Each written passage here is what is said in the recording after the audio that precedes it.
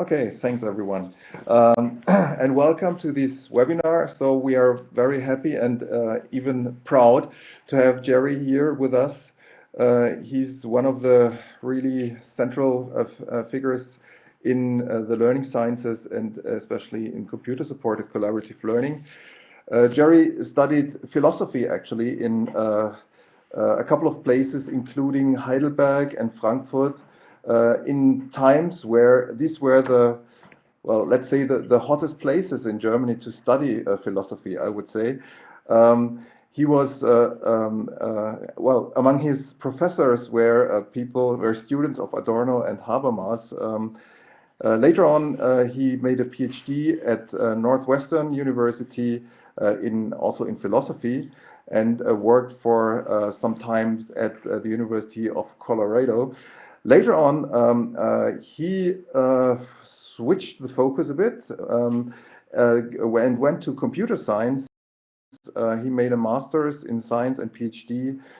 In addition, in computer science, he was a student of Gerhard Fischer and Mike Eisenberg and others. At least they were in his committee. He did research in Colorado, in Boulder, but also in Europe, where he was involved in a project that is still being discussed, ITCO, together with the GMD and Fraunhofer Institute. He was also involved in work on the BSCW, which was the first collaborative work system, so online collaborative work system that I got familiar with. Then he went to Drexel University, and there he developed and worked a lot on the virtual math project, which is still discussed a lot in the community. And in that context, he also developed the main concept that we will be discussing today, that of group cognition.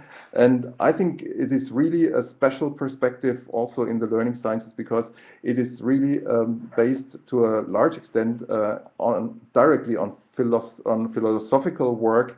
Gerry, we are very much looking forward to your presentation, to your talk, to discuss this with you. I would like to mention that Gerry is investing a lot of time currently, and and he did a lot of successful work in structuring the field as the editor-in-chief of the International Journal of Computer-Supported Collaborative Learning, and I hope we will have the opportunity to discuss and to ask questions about this important learning sciences journal as well. So Gerry, the floor is yours. Maybe for those who came late, I posted a link to Gerry's slides. I do it again. Here it is. So if you quickly download the slides from there and open it, I think Gerry will refer from time to time to these slides and also to the numbers of these slides so that you can follow his talk. Maybe, Gerry, if you would like to start, and maybe you give people a couple of, well, a little bit of time to download it.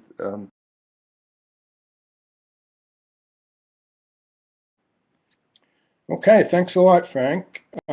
It's really great to have this opportunity for a computer-supported collaborative learning session on CSCL and on group cognition, my favorite topic.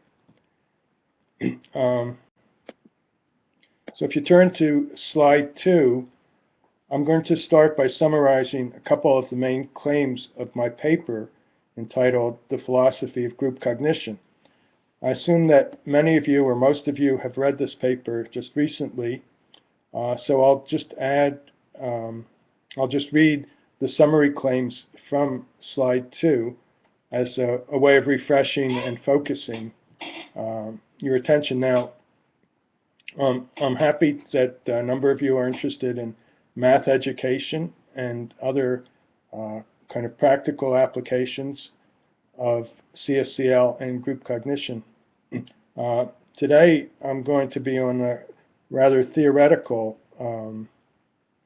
level of discussion, I think. So you may not get many many practical findings about math education and so on. But I hope that this will help orient you to take this kind of approach to research in the future. So group cognition is really a theory of learning which focuses on the analysis of processes that take place at the small group unit of analysis. So it's really a focus on interactions rather than what takes place in people's heads. So a lot of research in the learning sciences focuses on what supposedly takes place in the heads of students or teachers, or even in the heads of researchers. But group cognition is an attempt to get away from that and to focus on what takes place in the interactions that we can actually record and observe and analyze. So it provides a theoretical foundation for the learning sciences, especially in CSCL settings, and I'll get back to this towards the end of today's session, that how I view it as a foundational part of the learning sciences. In terms of research, a lot of studies in the learning sciences have always focused on individuals and more recently especially on larger communities. But there's been really very little analysis at the small group level, which is, to me, is the place that many of the most interesting processes of learning take place. And so group cognition is an attempt to focus on that under-researched area of the learning sciences. Furthermore, it's a method. It includes a method for analyzing the learning and analyzing it as it's taking place, not in terms of comparing pre and post tests and so on, but actually observing directly in the traces of interaction what's taking place, what the processes are that are central to group learning. And so it avoids having to hypothesize either mental or institutional entities like psychological or societal institutions. The virtual math teams project that Frank mentioned is an ongoing project. I've been working on it for about 12 years here at Drexel University. And I consider it a paradigmatic case of group cognition, and the studies there are, I think, models of analysis of group cognition in CSCL. So I formulated slide number 3 as a place to start our discussion and to have you think about some of the more controversial aspects of this theory of group cognition. So what I'd like you to do is read the 2 sections of this slide 3, and if you're in a room with other people from your institution, discuss it a little bit, and then type in the chat maybe a question from each of you or each group about these. I think these are probably the 2 most controversial aspects of the philosophy of group cognition, or the ones that are hardest for people to understand and accept. So the first one is that in the theory of group cognition, I propose that it's often fruitful to analyze cognition on multiple levels, in particular on the individual level, the small group, and the community level, as 3 levels of cognition that are often all 3 important to follow, and with different processes at these different levels. And therefore the learning sciences need methods for analyzing cognitive processes at these different levels, not just one method for analyzing processes at a single level. The different levels require different methods, I think, of analysis. But the term group cognition is often misconstrued, it doesn't mean that there's some kind of group mind or anything like that at work. Nothing other than the interaction of the students in the group. It means that the analysis, it's about analysis, not about ontology, not about that there is this group mind or something, but rather that our way of analyzing cognitive achievements, especially those in CSCL settings, like the Virtual Math Teams project, may be most appropriately conducted at the group unit of analysis in terms of this interplay of people posting in chat or on a drawing board and so on, as it's done in VMT, where things are shared by the group. So the focus is on actions and discourse that are shared within the group. And that's really the core of this philosophy of group cognition. So if you can type up some chat things, I'll give you a couple minutes to think about some questions you have about what this means or how it can be or whatever. And then I'll try, as I talk through the slides from the paper, to try to respond to some of your questions. So I'll just stop for a couple minutes and let you think about these topics and write something in the chat.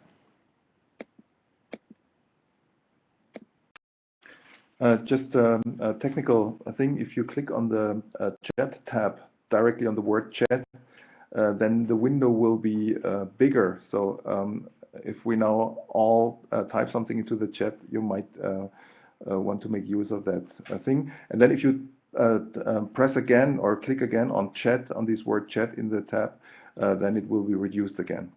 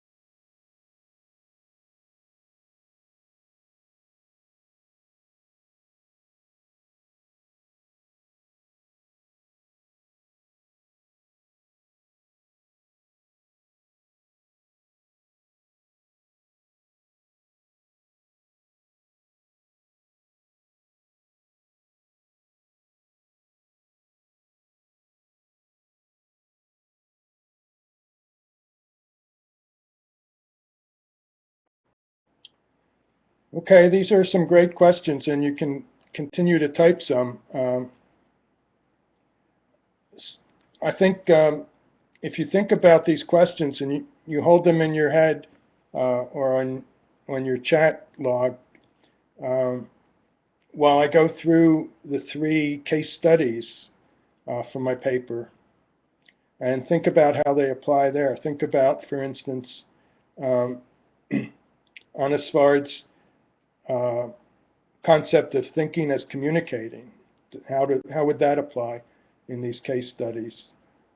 If you think about engagement, are the groups showing that they're engaged in these case studies, and so on? Can you see what the group knows and how they come to know it as a form of group cognition? Just like you would see what an individual knows and what they come to know as a form of individual cognition. So my first case study is summarized on slide 4. That data dates back to 2006, which is the first exciting mature data that we got in the VMT project. And it illustrates the analysis of discourse into adjacency pairs, in accordance with the finding of conversation analysis, that discourse is organized around such adjacency pairs. And for problem solving, I'm particularly interested in longer sequences of such pairs. And although the field of conversation analysis has been around for several decades and has analyzed enormous amounts of discourse in small groups, they generally analyze very short excerpts. And for analyzing something like learning mathematics, it's often necessary to look at longer segments, longer excerpts that include quite a number of these adjacency pairs. And so, just like Svard argued, to get at the thinking of people learning mathematics, say, we look at how they communicate about mathematics and how their discourse changes over time, so that their learning is reflected or is materialized a lot in the learning about the mathematical discourse. But here the example is two students, Boang and Azinks, engage in a long sequence of response pairs. In this case, I've shown 10 little discourse pairs or response pairs, where one person makes sort of a proposal and the other responds to it. So each utterance in there is either an interactional elicitation or a response, and the interaction is what creates the group as a cognitive agent. So just because there are two people chatting together doesn't mean there's an effective group. But when they start responding to each other in the way that Azinks and Boang did, and they had been chatting together with some other people for several hours over a period of weeks. So this wasn't, they hadn't just started an informal discussion. This had been an ongoing mathematical analysis that they had been working on. So I've given the 10 adjacency pairs titles such as discourse moves, open the topic, decide to start working on it, pick an approach, identify the pattern that emerges, seek an equation to capture the pattern, negotiate what the solution is, check to see that it works in different cases, and then when they think they have the solution, celebrate the fact that they solved this problem, which in fact they had been working on for a number of hours, and it was a difficult problem. And then close the discussion. And if you think about it, this is pretty much what a more advanced mathematician or math student would do to solve a problem. They would typically go through individually. So mathematical individual cognition would follow this kind of problem-solving stages. And we see here that a small group follows the same kind of stages. So if we would say that an individual who conducted this problem-solving was engaging in cognition, then why not say that a group that does the same kind of thing as a group through their interaction at the group unit of analysis is also engaging in cognition. But here it's not individual cognition, so we call it group cognition.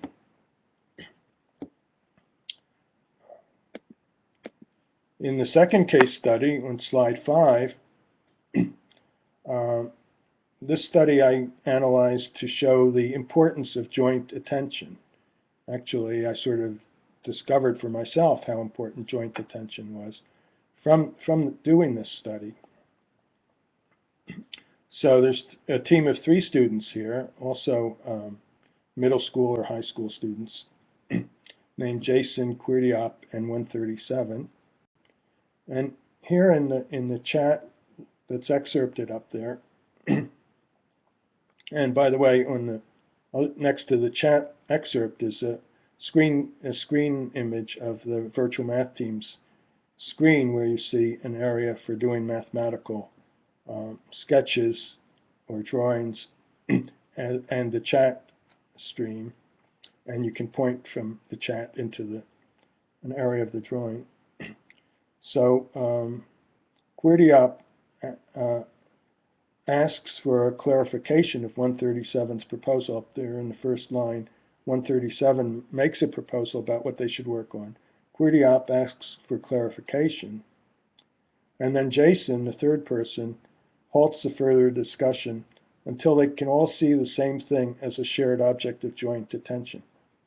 So I think it's really nice the way that Jason says, wait, can someone highlight the hexagonal array on the diagram? I don't really see what you mean. So he wants to stop the discussion until he can see what the others see, what 137, who proposed this, sees in the diagram. He wants to see the diagram the same way that the others see it. And he recognizes that they can't have a real discussion until they all see the same thing the same way. And that's what I'm calling joint attention or co-attention. They all have to, people in the group all have to be attending to the same thing and seeing it the same way, just visually, perceptually, in order to have that as the focus for their discussion.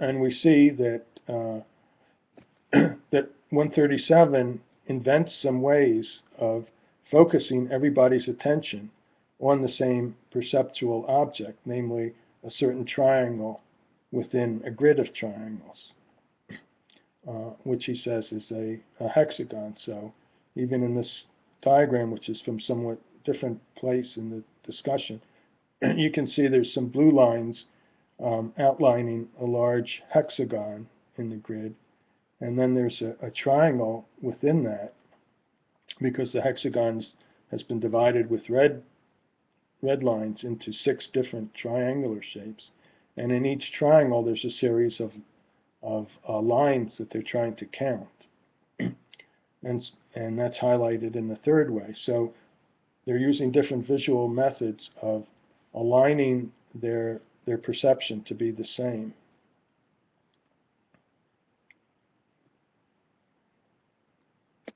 And then the third case study in slide 6 shows how shared understanding is established of a problem, namely of the group problem-solving path, of terminology, and of the group's conclusions. So these 3 students, who are 3 middle school girls, they coordinate very carefully their discussion to make sure that they're all on the same path or the same page, and they all have the same understanding, and that they all agree to the same conclusions. They can do the same constructions, each of them, once the group figures out how to do it, shares that understanding of each step and of the overall process. And so I picked these 3 case studies to show some of the important processes that take place at the group level. And I consider these cognitive processes, just as, like I say, if an individual did these kind of things, developed certain understandings, followed a certain path of problem solving, and so on, they would be considered cognitive processes. And psychologists would have special names for them, I'm sure. In these cases of the 3 case studies, the processes were conducted by groups, small groups of students working together, and it wasn't that one of them conducted the process and the others followed it, but that the process was conducted through their interaction, through these adjacency pairs. So the responses of one person's utterance to another's, rather than through either utterance on its own. And so that's so it's studies like this that we've been doing of data from the Virtual Math Teams project, where we've tried to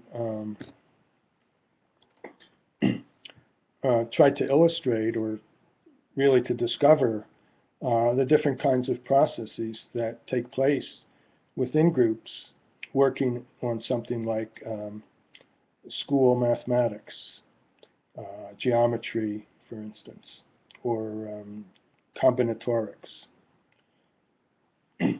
So typical middle school and high school math problems that students have to learn in using the virtual math teams. They learn it as groups. So the groups learn to do these mathematical problems, and then presumably or we can see that the individuals in the groups learn that as well.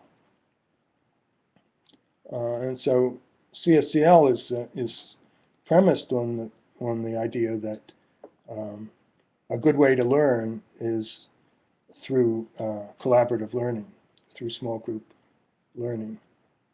And the studies of group cognition can document that actually takes place.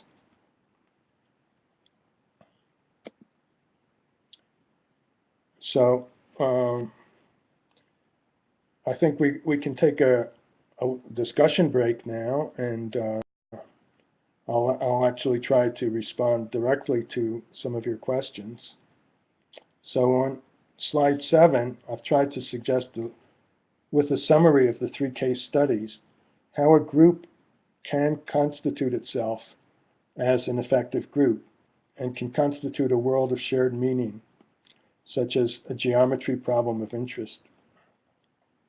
So take a little time now in your groups to pose a question for discussion about this, and just type it in the chat, and I'll try to respond. Or you can pose it in the audio channel. That would be fine too. So here's my summary, starting from a kind of philosophical level, that following the phenomenologists who were German philosophers in the early 1900s, mainly, the ethnomethodologists who were mainly active since the 1960s, showed that the shared social world is constituted continuously through group interaction. That's a lot of what ethnomethodology is about, showing this, how the social world is constituted. It's not just a given, but you can see how people in the society constitute it through their group interaction. We can study precisely how that's accomplished in collaborative learning situations. We see that it takes place over longer sequences of discourse moves, each centered on elicitation and response, kind of adjacency pairs. Carrying out these longer sequences requires maintaining the 3 things that we saw in the different case studies, maintaining personal co-attention to a shared object, being there together at the object, provides a shared focus for the discourse. Accompanying this, there must be a shared understanding of the object and of the discourse context so that group members understand each other. So these are some of the kinds of group processes that constitute the group as a group and constitute their learning as a form of collaborative learning. So I'll stop now and let you pose some questions.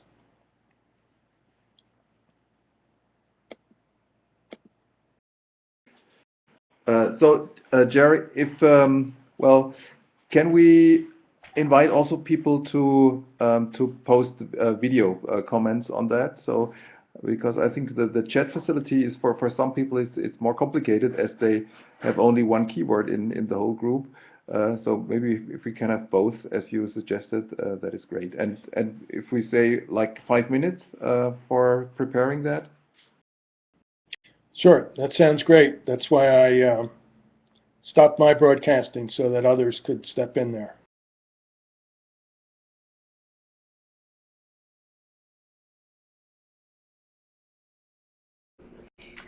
Hi, Elaine at the University of Washington. What? Mark? Oh, there's the microphone. We were just discussing the nature of, especially thinking in a virtual environment, of how to ascertain or know what participants' prior relationships are. It seems like some of the data examples you showed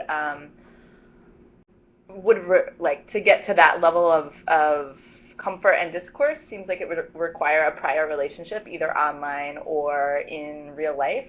So just kind of curious if anyone has ideas about that, about if only online relationships facilitates learning versus working together in real time in physical space. Yeah, that's a very important issue. So let me see. In the 3 case studies, in the first one,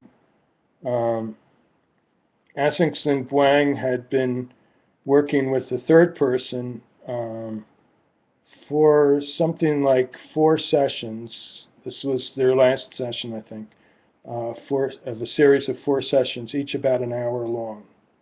So they did not know each other outside of this series of sessions, but they did know each other from working on similar math problems like this for about 4 hours. And the same is true for the second case study, which was done actually at exactly the same time. It was another group working in 2006. So they also had a couple hours together, working together before this data was excerpted. And the third case study was done just less than a year ago, and I think this was their 5th hour together. And they didn't. This group of 3 middle school girls did know each other outside of class. But as far as I know, they didn't really discuss this problem outside of class. So there's a methodological issue that I prefer it when the students don't know each other outside of the VMT environment, because then as researchers, we know everything about what they know about each other, so that we can feel justified in interpreting, being as competent to interpret what they say to each other as they are, as participants. So since we understand the same language, English, and we know at least as much about geometry, about the math domain as they do, and they don't have any prior relationships that they can draw upon or prior shared knowledge, we're in a pretty good analytic position. Whereas if students know each other and have certain ways of doing things and talking about them that they know and they can rely on in their discourse, but we're not aware of, then we're at a disadvantage analytically. And furthermore, if they speak outside of the session about what's going on in the session, then we don't have a complete record of the interaction, and that can be a real problem. We want to be able to say that we know everything that went into the solving of this problem by the group. Now, it may well be that individuals in the group did some work outside of the session that we don't know about. They may have looked things up on the internet, they may have talked to their parents, they may have written things on paper, and so on. And that's something that we don't know about, but the point is that neither do the other students in the group. So as far as analyzing the group processes of learning, we're only interested in what's shared within the group and in the interactions. And if we can capture pretty much a complete picture of that, then we're in much better shape. And it's difficult to do. It's taken years to figure out how to run these sessions and how to instrument the technology to capture everything that we need to have that complete a picture, that we can really analyze how a whole problem is solved, that we have all the data that's necessary to do that at the group unit of analysis. Of course, we don't have it at the community level because we don't know what influences their schools have on what they've done, and we don't know it at the individual level because, as I say, we don't know the history of their individual training and what they might be doing offline. As individuals, we don't know what's going on in their heads. But at the group unit, we can have or try to have a pretty complete picture, and that, to me, that's very important. Yeah, I'm just thinking, when does group cognition start? Then when does it end? Because we are talking about individuals here, and then even in the group, there are some people who have some particular level of knowledge, and others who might just be participating somehow. So when does this thing about the group cognition start? When can we say that there is now group cognition, and when does it end? And I also have a question, since we're interested in multi-level analysis of the individual, small group, and community level. To what extent would group and socially shared cognition would still be a group and socially shared cognition if we start looking at individual properties? I wasn't clear about the second question. The first question, when does the group cognition begin and end?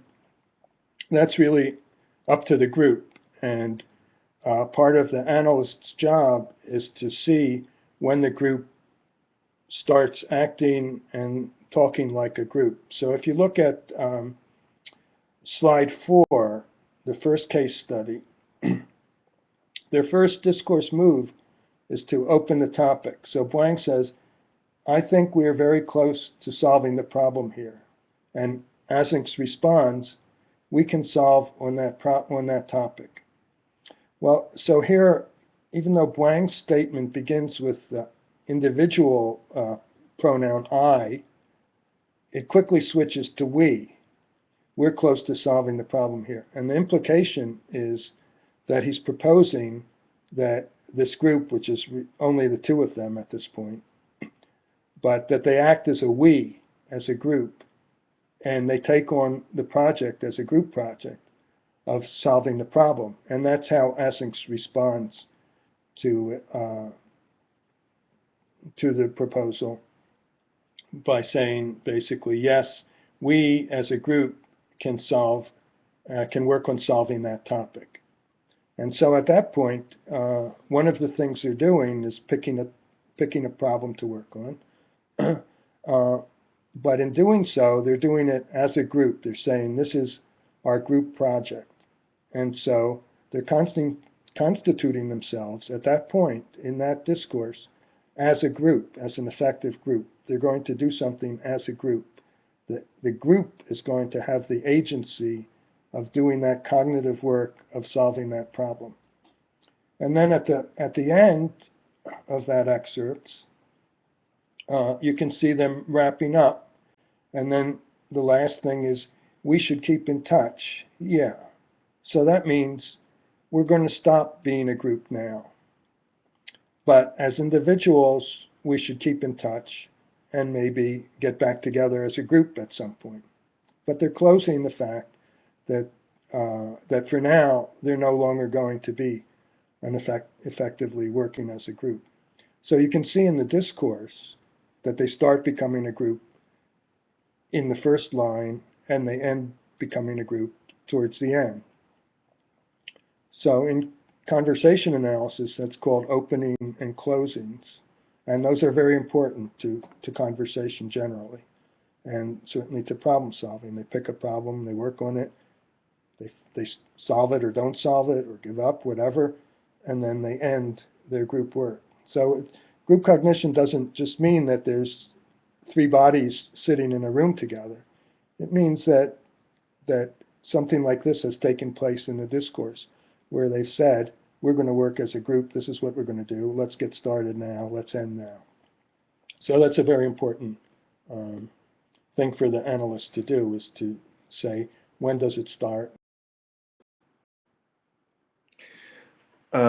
Yeah, I just wanted to invite the second LMU speaker to maybe reformulate the question on multi-level analysis. And then there are three more questions, Gerry, in the chat by Phil, by Venjuan, and by Kai, and maybe we could address them as well before we proceed. So, but maybe if we let LMU formulate the second question again. Okay. Maybe I was not clear with my question. So the question is, to what extent the collective unit of analysis, like the group, could be reducible to individual cognitive properties? And if so, are we still talking about socially shared cognition? Yes, this is certainly a very common move, is to try to reduce the group to individuals.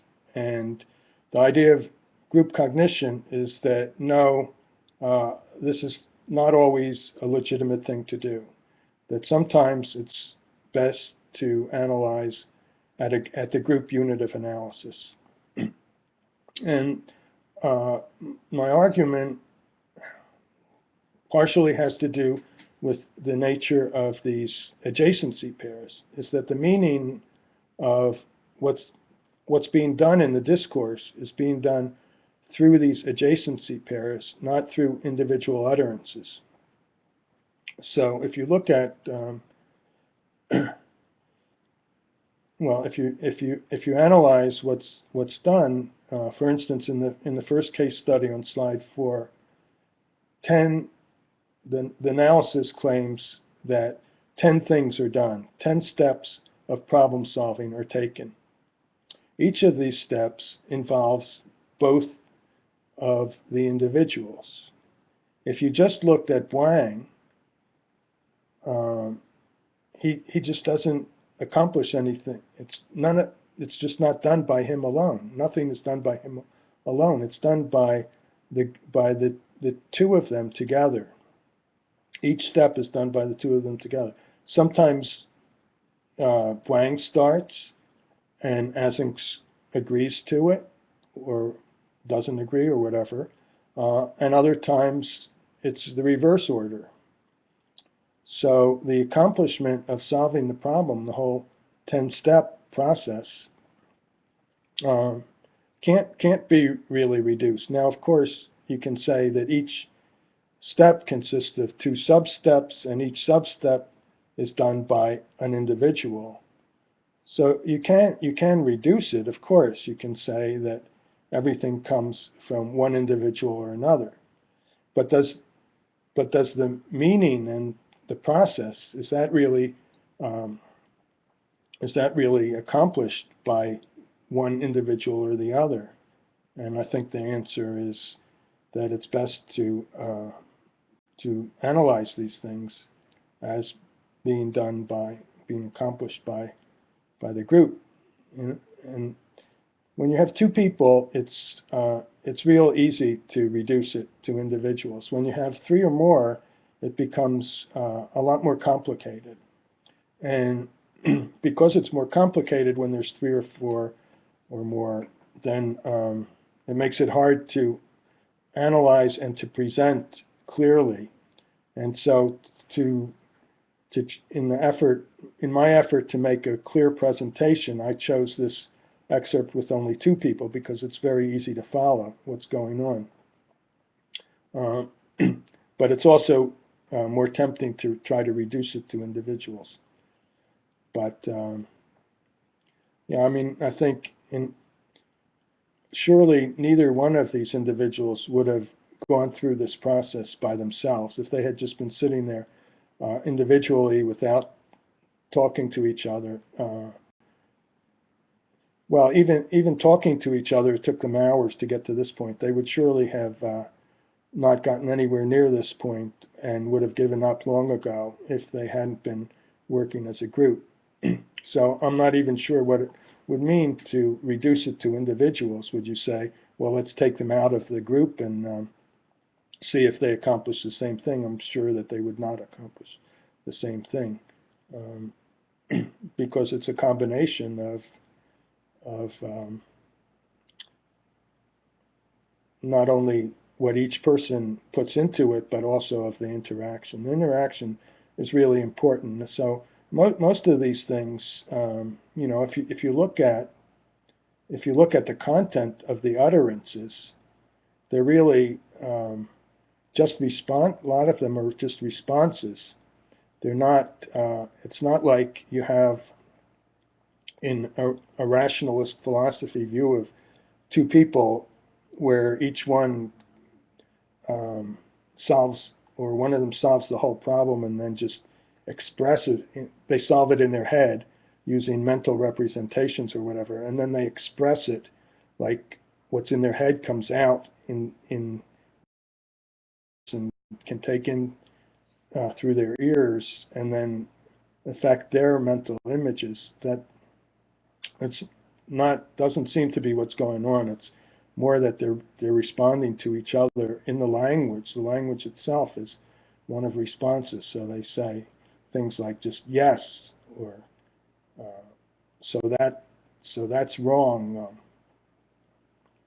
or it actually is, or we did it, or yeah. So they're just they're not things would, if you reduce it, then the whole point of the discussion sort of disappears. And the meaning that's created by the group is created sort of in between them in the interactions, not in the individuals' heads. Then they can understand it as individuals later, and they can regurgitate it later as individuals. But when it's happening, when the meaning is being created, it's being created in the interaction, and in that sense, you lose the whole point of the thing if you reduce it.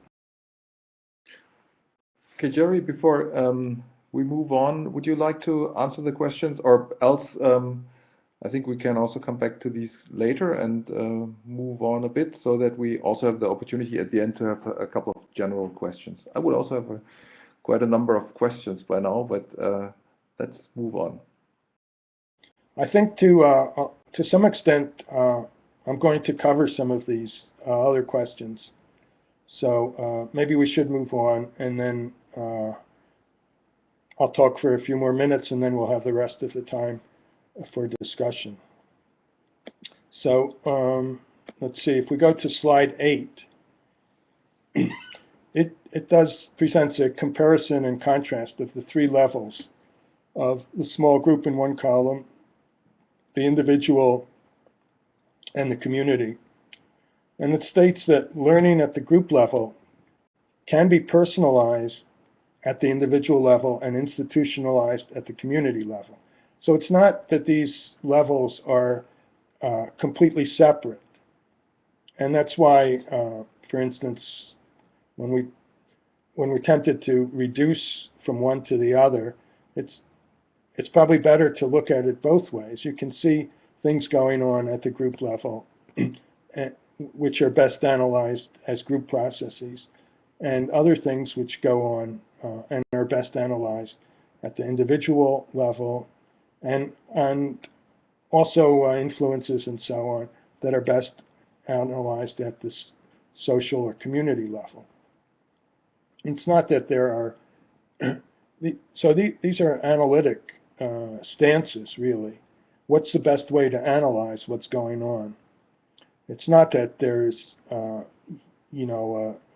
there are these individual human beings represented by their bodies and their heads, and that there are groups represented by sets of these individuals, and there are communities represented by large bodies of these communities. But it's more of an analytic approach to say that there's a lot going on in collaborative learning, and some of it is best analyzed in terms of what's going on psychologically, in terms of psychological parameters for individuals, what's going on and within the personal history of learning trajectory of those individuals and so on. Other things that are best analyzed as group processes, and then some things that are best analyzed as social institutions or community practices, whatever you want to call it. So at the small group level, the group constitutes itself as an agent with projected tasks, situated needs and resources, and past accomplishments. And you can see that in the discourse. It's not something that you have to hypothesize, but you can actually see it, because in the discourse of the small group, people make those things explicit and available to each other. And they have to in order to collaborate. And since they have to make them available to each other, visible to each other, they also become visible to analysts who have a good record of the collaboration. And the small group enacts many group practices to achieve cognitive, linguistic, emotional group accomplishments. Now, a lot of these group processes have not yet been analyzed, so so it's hard to say exactly what's going on. That's why we need to do more analysis at the group level. And then results of small group interaction may be transformed into individual skills at the individual level, skills, memories, etc. And they may also be institutionalized into community practices. And that ties into the other levels. At the individual level, the individual may adopt group practices through self-talk and reconstrue them in accordance with folk theories or individual psychology. So people aren't really aware necessarily of what they've experienced in participating in a group. They may reconstrue all of that in terms of their folk theories or in terms of their psychological theories or social theories, whatever. And so if you ask them for a self-report of what they've experienced, using the survey, questionnaire, tests, focus groups, or interviews, what you get may be severely mediated by their preconceptions as well as by their new role. So if the problem with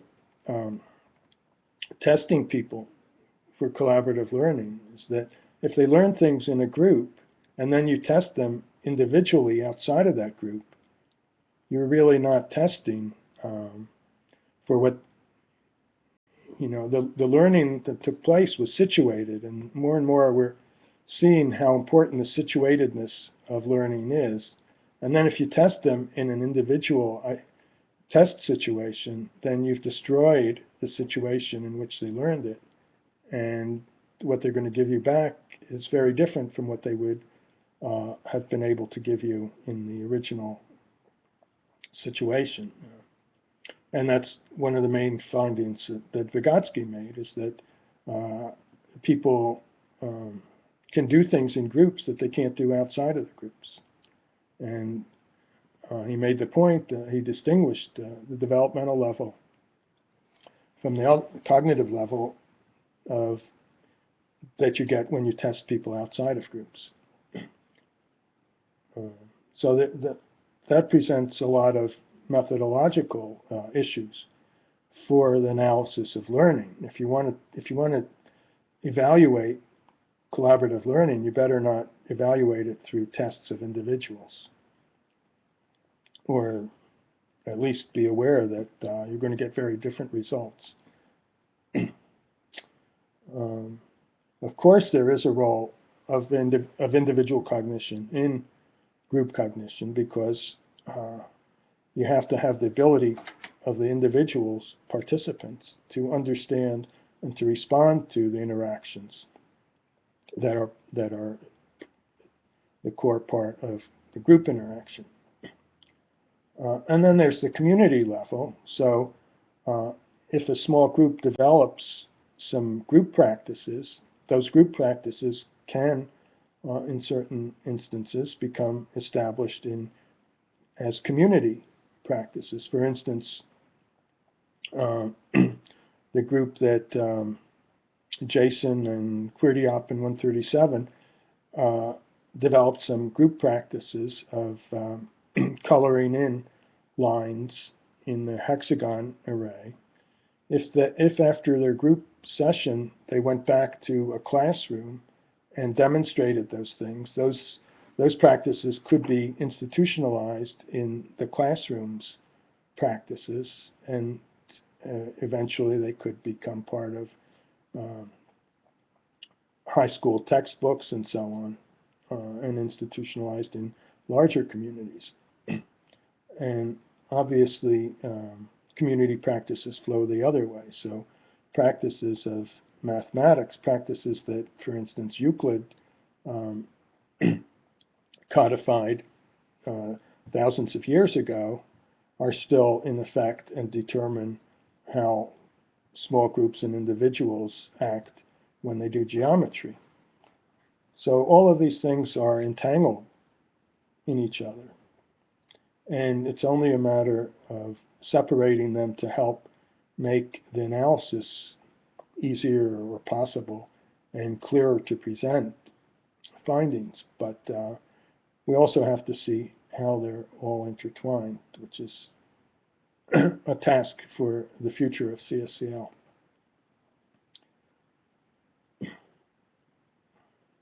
And they have practical implications for things like MOOCs. So MOOCs are larger communities of people trying to learn, and they don't even include basic supports that are established for collaborative learning in small groups. So they become ineffective learning environments because they don't support social or collaborative aspects. They treat the students as individual learners, even though they're in a large group, and that's usually not very effective.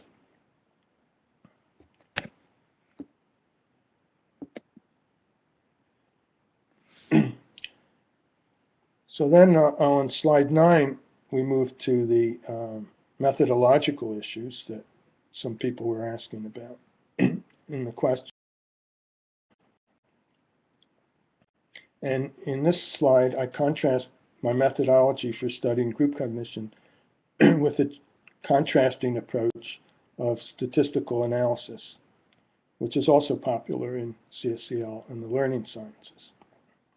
So if you look at articles in the CSCL journal, for instance, you see some that adopt the methodology of interaction analysis, and some that adopt the statistical analysis approach. And then there are some mixed methods, which in some cases are the most interesting, which try to do some of both and in a coordinated way. But to contrast them, in this slide 9, I list for interaction analysis that, for instance, in VMT studies of interaction, the analysis can stay very close to the unmediated traces of the original interaction. Whereas in statistical analysis, the original data quickly becomes invisible. It's sorted into categories according to some coding scheme. And this requires interpretation and judgment by analysts who bring their own goals and preconceptions. Whereas in interaction analysis, for instance, the data that you saw was pretty close to, it was just excerpted from what originally appeared in the chat logs of the students themselves. So any details of misspellings and whatever was still in there. And it didn't have to be interpreted by the analyst except to the extent that I picked out certain lines of the interaction or an excerpt from it.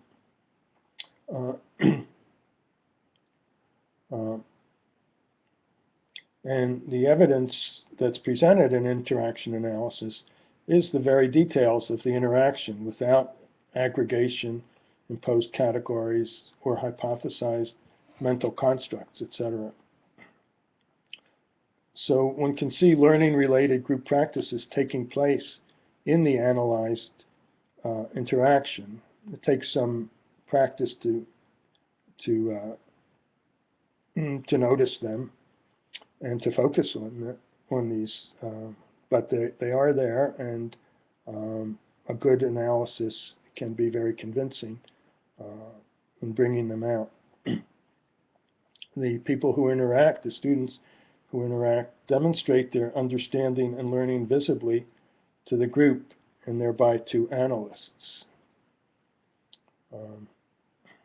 So just like I tried to show briefly the closing and opening, or the opening and closing of a topic in one of the case studies, these characteristics of the group processes are made visible in the discourse itself.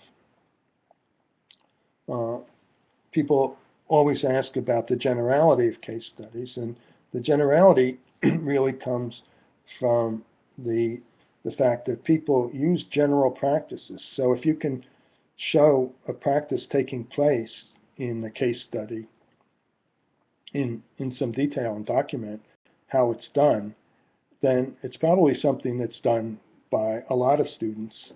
So it has some generality and interest. At least you can show that in at least one case, this is what actually happened.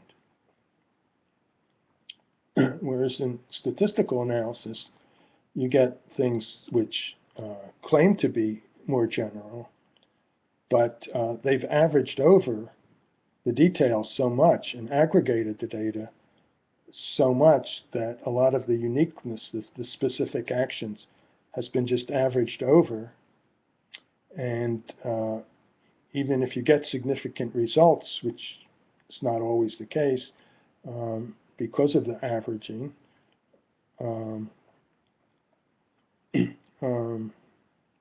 it's not always clear why or how learning takes place, even if you can make a general claim about learning takes place under this condition versus some other condition. It doesn't necessarily why that's true or how that's true or what the limitations are on that, or the mechanisms, how that works. How do people do that? How do people learn under those conditions? It's not clear just because you have a statistical result about it.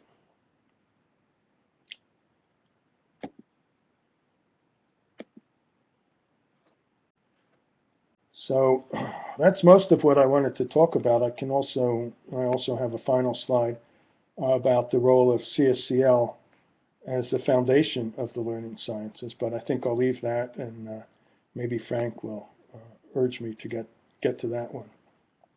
But slide 10,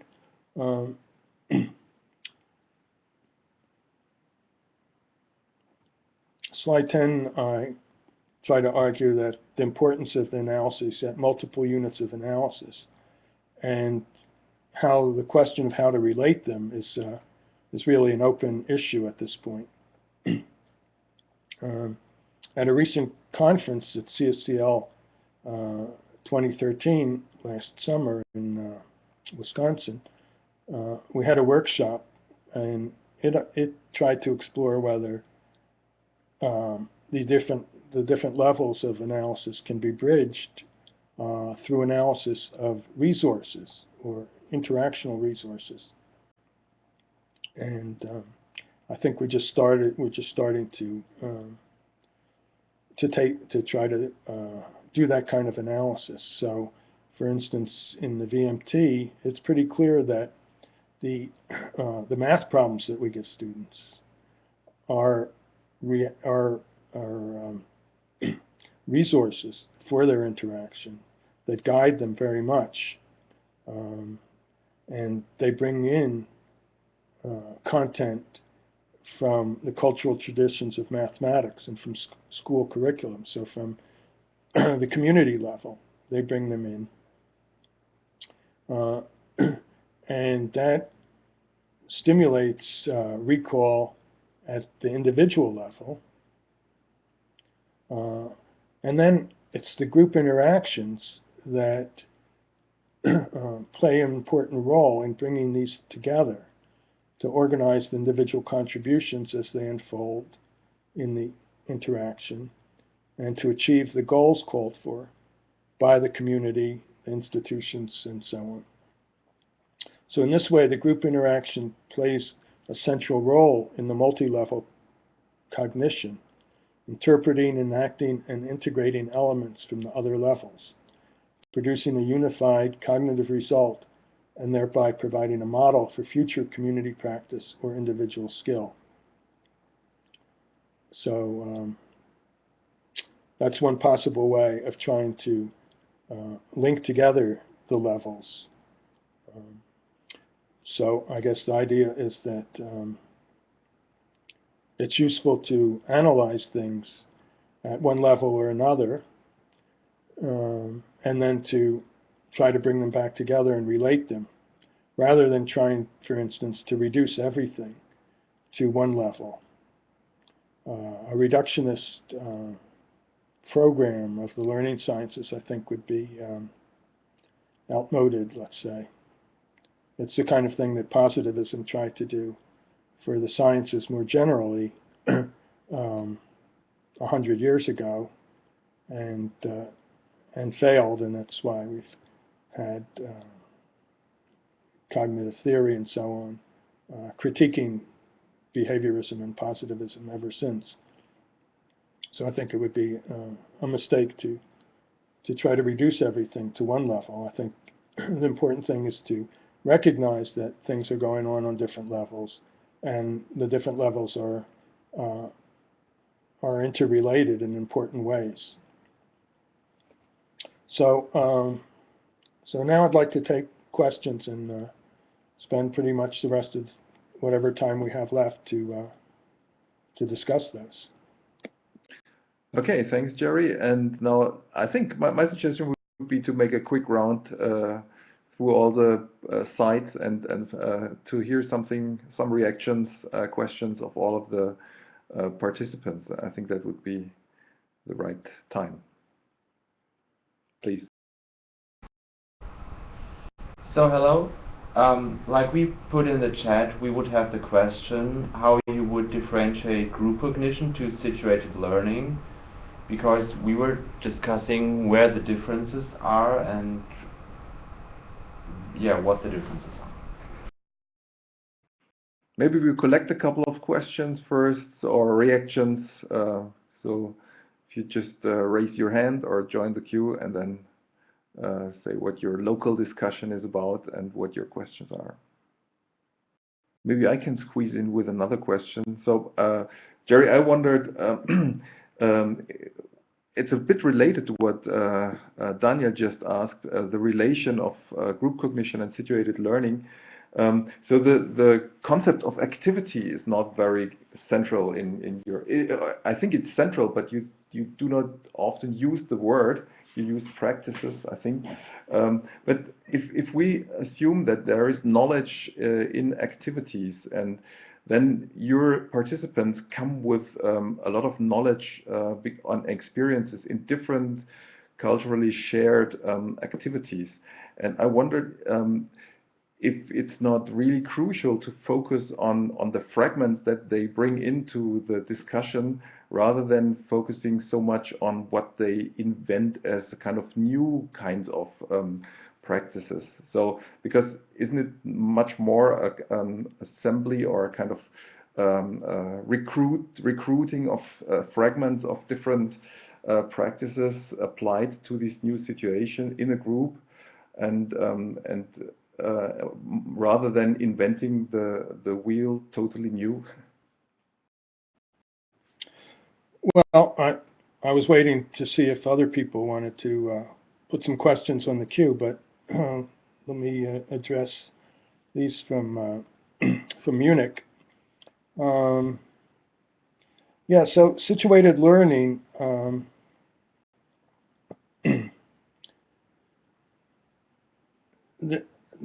Obviously, there are a lot of overlaps, but I think that if you take Levin Wenger's original book on situated learning, it focuses on the community level. It's all about communities of practice. So Levin Wenger's book is about the community level, I would say.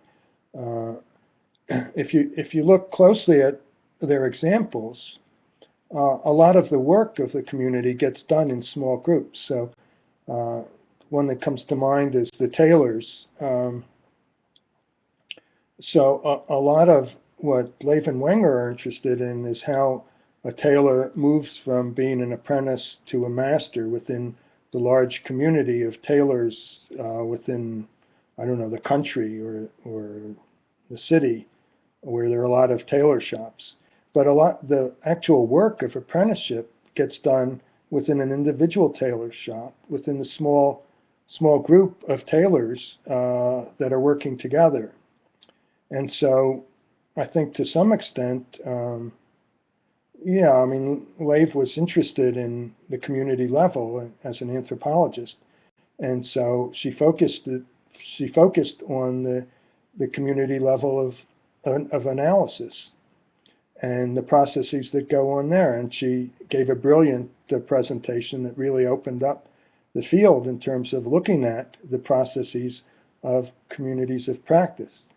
But therefore, she ignored largely what was right in her data about the small group processes that went on within an individual tailor shop. And somebody else could take that data and analyze it at the small group unit of analysis and find out a number of different processes going on, especially learning processes, collaborative learning processes, which are distinct from the community processes that she focused on.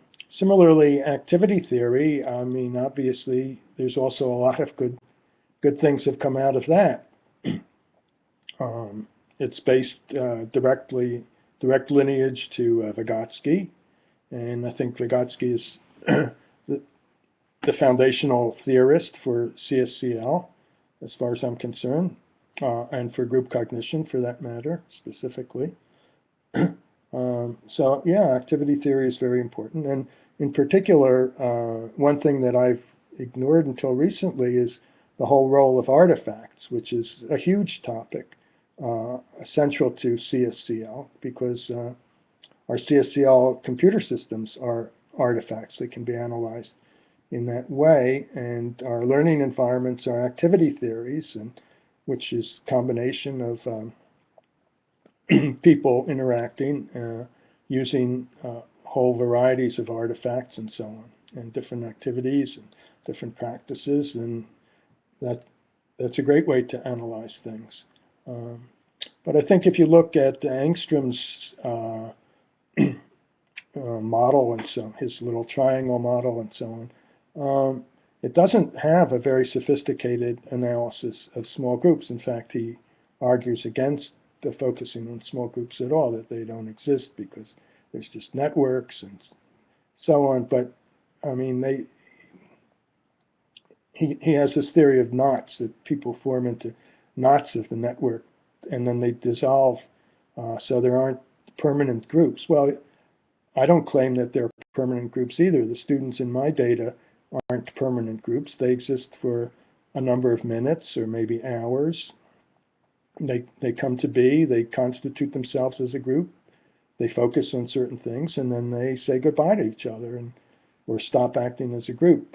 That's certainly true. They're not permanent things, but they're still, while they work as a group, there are group processes that go on that you can't understand at the level of the community, and you can't understand them at the level of the individual. They're distinct processes that, like I said, that that are closely related to individual and community processes, but distinct nevertheless, and shouldn't be reduced to each other. So I think that's a failure of activity theory, or a shortcoming of it. Again, I think if you look at Engstrom's own studies or activity theory studies, CSCW studies, and so on, you see that a lot of the work is done in small groups of people interacting. But the focus of those studies is often to analyze what's going on at the community level. But I'll stop. Oh, sorry, I didn't want to interrupt. Gerry, you were not done with your sentence. No problem. Go on. Go.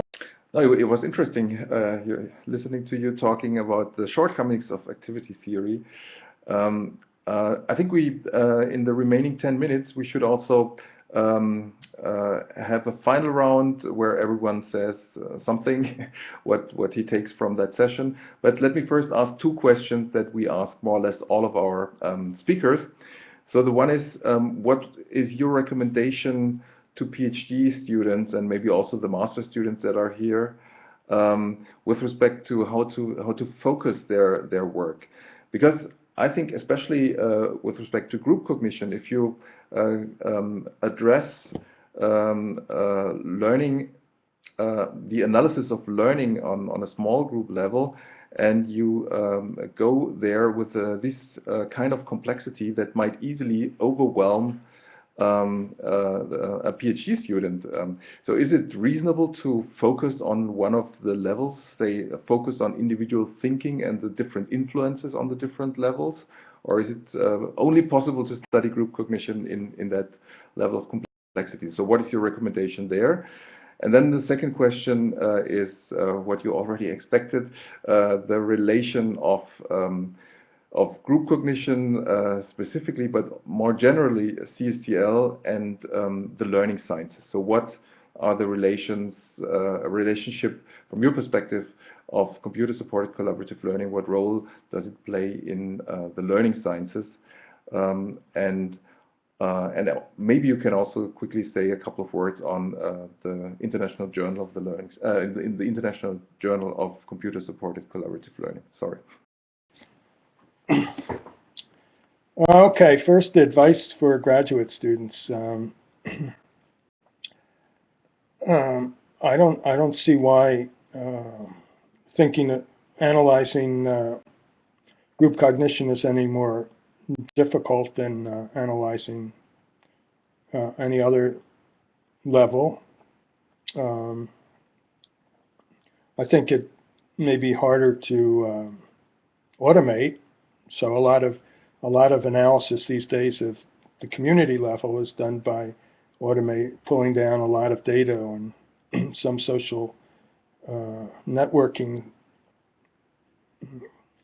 website and doing an automated analysis of social networking or something. You can't really do that at the small group level. It doesn't really make sense. But if you're interested in doing case studies of discourse, that's all that's needed. You just take some data where it seems like something interesting is going on, and you try to look carefully at just what's going on. How are the participants there accomplishing what they're doing? How's the group getting done whatever task it sets itself to do, and you're likely to find something interesting. I think there's kind of a rule in research, maybe an unstated rule, that in a new field, it's easy to make big discoveries. So if you take a new approach where not many people have gone before, like focusing on small group processes, then you're likely to find pretty quickly, as you scratch below the surface, you're likely to find some processes that people haven't discussed before. Whereas if you use a more traditional analysis and more traditional kind of experimental setup, then you're likely to find the same things that everyone else has found over the past 20 years. And when your articles come to review, people are going to say, well, what's really new here? Because everybody knows how things operate in terms of, a cognitive load or whatever. So I would recommend that you go into the field of group cognition because that's where not much is known, not much has been analyzed so far. And in particular, also think about how the different levels do interrelate. Figure out a way of collecting some good data that shows the interrelationship, shows some things moving from collaborative learning in groups and document how it affects individual learning and document how it affects community learning and vice versa. That's a little more challenging perhaps, but even less researched, even less understood. I think, you want to be researchers of the future. You don't want to just be researching the same things that people have researched in previous generations of researchers. So that would be my advice if you're still looking for a topic. Let's see. Foundational. So I do view CSCL as something that should be a foundation for the learning sciences. And so slide 11, I tried to outline this. And as I said, I take Vygotsky as the starting point. So he argued that all higher human mental or psychological functions originate in interpersonal small group interactions. That's his main claim, and he spent his short career documenting that with psychological experiments and so on. And if you think about that sentence, basically it says that that group cognition is the foundation of the learning sciences. That learning is founded in the kind of learning that takes place in interactions among people, small groups of people. For instance, in the family. And he was talking largely, a lot of his experiments had to do with young children who were just developing different psychological facilities. But I think it goes for anybody. I mean, even at my age, I learned most of what I learned. I learned the new things anyway.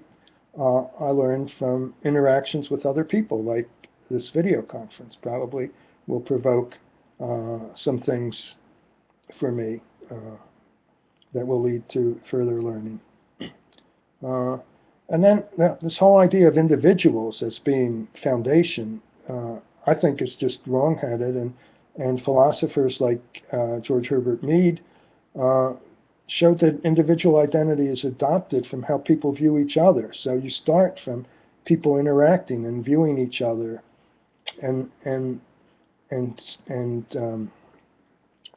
understanding the identity of other people and of the we, the other, as more fundamental than I, and the I then is a later version turned inwards of what other people, how other people probably see me.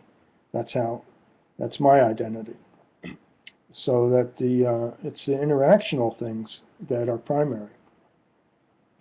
And you know, like somebody mentioned on the Svart's theory, that all thinking is communicating, and individual silent thinking, just like Vygotsky said, it's an internalization of self-talk, talking to oneself, which is learned from talking to other people. So language is a social phenomenon. It's not something that you were born knowing inside your head. It's something you learned from, not only from interacting with other people, but in order to interact with other people.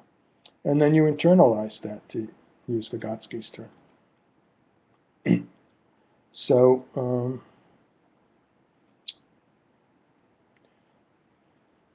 yeah, so that, and, you know, and I've been trying to discover some of the group processes that are fundamental to learning and that support learning at all levels, but that take place at the small group level. And CSCL is an attempt in the computer age to support collaborative learning, to support people's learning together. And situated learning, Levin-Wenger and so on, also showed that learning, the foundation of learning is not the individual, but in their case, they put the emphasis on larger communities of practice. And I put some of the emphasis on the smaller groups, but it's not that, but in both cases, it's the individual is kind of a secondary byproduct of those things. So so that's how I see it. Yeah, and I think the learning sciences historically has come out of disciplines like psychology and education, which put the emphasis on the individual. And